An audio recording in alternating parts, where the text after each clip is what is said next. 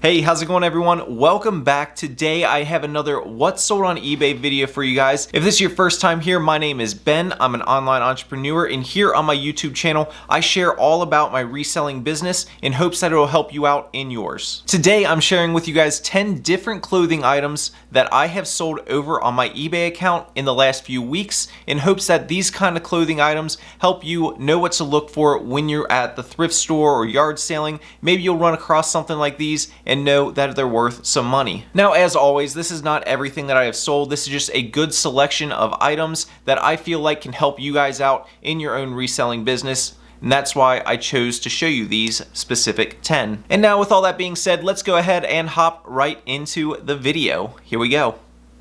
Okay, our first item here is The North Face 700 down vintage puffer jacket. Now, when I picked this up at Salvation Army, I thought this jacket would be worth, around 80 or so bucks, I think I said in that video, but it ended up being worth a lot more. Now, in that video, I mentioned that this specific jacket was a 700 filled down jacket, which is something that you definitely want to look for. When you find puffer vests and jackets that are down filled, the North Face ones will have a number a lot of the time somewhere on the jacket, like you can see right here. This one was a 700 down jacket. They can range anywhere between like 500 all the way up to 900 down fill. And the larger that number is, it means the more down filling is within that jacket. And for reselling purposes, it means the more that jacket is going to be worth. So you could theoretically find two of the exact same jacket, but they have two different fills. One might be a 500 fill down jacket, and the other one might be a 900 fill down jacket. That 900 down fill jacket is going to be worth significantly more. Now, when I got home, I did a little bit more research on the jacket, and I ended up realizing that this specific jacket was a desirable style called nupsy. As we can see right here, it was a keyword that I used in the title of my item here on eBay. And because it was this more desirable style of jacket, it made this specific jacket worth more than what a typical 700 down jacket would be worth. So that was a nice little surprise, and in the end I ended up listing it at 170 bucks. It sat on my store for about a month, and I finally took a best offer of $140. North Face is a good brand to look for in general, but if you can find their down-filled stuff, it's definitely going to fetch a premium, so make sure you're not passing this stuff up at the thrift store. Next up here, you might recognize this item because it was actually in my most recent thrift store video. If you haven't seen that, I'll pop a little link up on the screen right now. But this is a Miller Lite limited edition holiday sweater. I found this one at St. Vincent de Paul. I paid $5 for it, and it sold in 3 hours for $30. Talk about easy money, right? I even mentioned in the video that I knew it would sell extremely fast because Christmas is right around the corner. People are looking for things to wear, stuff to wear to their ugly sweater parties or their Christmas gatherings with friends or family, and stuff with beer behind it typically has a pretty good collector's market. People find it fun, people find it interesting, and people find it recognizable. So this kind of thing I knew would sell. Don't pass up ugly Christmas sweaters if they have a marketable ploy behind it, like in this case being Miller Lite. But make sure if you have some in your inventory right now or you find them, get them listed as soon as possible. You want to get this stuff to people before the Christmas party happens, so you've only got a few days left before that deadline is going to come and pass. Next up, here's a brand that I love to sell. It's an extremely good seller if you can find the right stuff, and that brand is Pendleton. Here we have an original board shirt. It was a flannel shirt that I found at a thrift store for $5, ended up selling for $100. Now, this doesn't mean that all Pendletons are worth $100. In fact, a lot of them are worth more around the $20 range. But if it is a wool Pendleton, it's typically going to have a little bit more value. A lot of times that is around the $30 to $40 range. But this one was something special, and that's because, as we can see right here on the tag, right underneath you can see it says the original board shirt, and that's exactly something that you want to see because that means you're about to make some good money. Now, I don't know the history behind why this shirt in specific is a popular one or is desirable, but I did know that right when I found it, it was going to be a high dollar item because this is one of those kind of things that I bank in my memory, make sure that I know to look for, so if I do find it and it is marked up a little bit, I know, hey, I'm going to be able to sell that for a lot more than what I'm getting it for, and that's something that you guys need to bank away in the back of your mind. If you find a Pendleton board shirt, look it up because it's probably worth a pretty penny. This thing did end up sitting on my store for a little while. Obviously, you're looking for the right buyer when it comes to a $100 flannel, but eventually that buyer came and rolled around,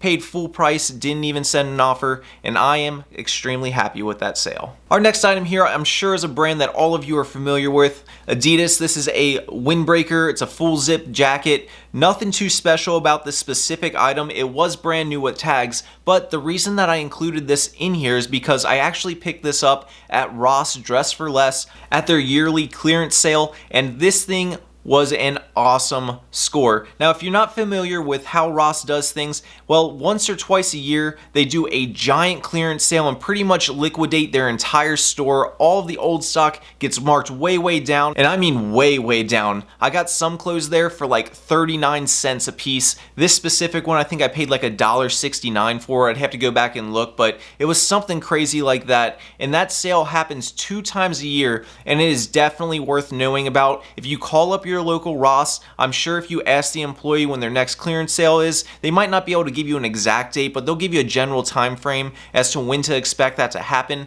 It's something that every reseller in the clothing niche should know about, and something that is extremely profitable. When I was there at this last sale, I ended up filling up like 3 or 4 different carts of clothing. It was insane. Great buys, and 100% a source that you need to know about. So if you have never hit that Ross clearance sale, learn about it now, call your local Ross, and figure out when the next one is, because it will help you out in the future.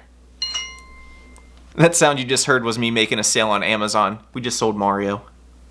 This next item here is pretty cool. I've talked a lot on my channel about how nostalgia sells and how people are willing to pay up some big money for things from their childhood or things that bring back memories from pop culture or significant references from their childhood, and this is one of those items. This is a vintage Sonic the Hedgehog clip-on tie. And no, this wasn't an adult tie, this was a children's tie. I mean, this thing was like this big, not very big at all, maybe 6 inches long, and it looked like it could have fit on like a teddy bear or something, but the item itself was super, super cool and very unique. Sonic the Hedgehog has a pretty big collector's market, specifically among video gamers, and that market will pay up some good money for unique items like this. As we can see here, here's some shots of the tie. It has Sonic printed on the front. You could tell just by looking at it that it was an older style tie, and if we look in at the tag, it's actually from 1994 by Sega, which is something that you want to see. Something that is officially licensed is always going to sell better than something that was third party. And for this specific tie, I picked it up at a thrift store for like $1 or $2, ended up selling it for full price of $50. It did sit on my store for about 3 months before that right buyer came around, but eventually they did, and I am